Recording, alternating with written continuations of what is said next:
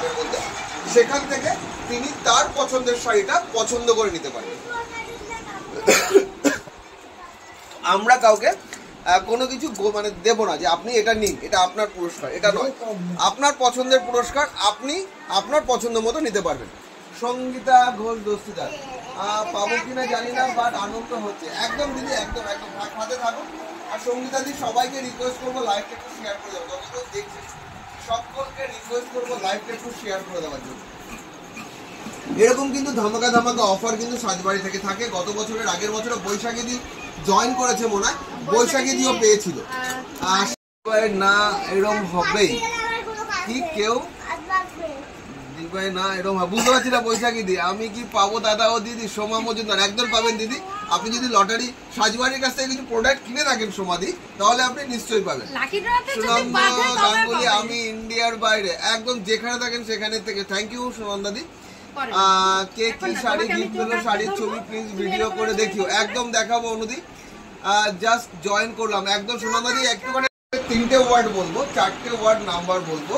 লাস্টের নাম্বার হচ্ছে, phone number হচ্ছে 1112, লাস্ট 4টে নাম্বার হচ্ছে 1112। তিনি নিমতা বাজার থেকে এসেছিলেন, নিমতা বাজার থেকে এসে সাজবাড়ি থেকে শাড়ি পারচেস করেছেন।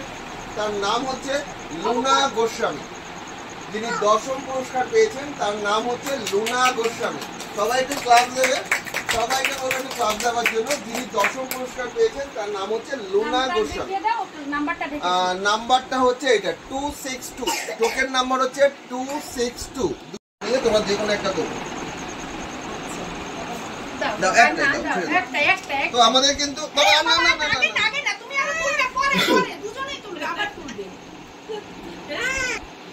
আমাদের 9 নম্বর পুরস্কার কিন্তু উঠে গেছে। 9 নম্বর পুরস্কারের লাস্টের মোবাইল নাম্বার হচ্ছে 6893।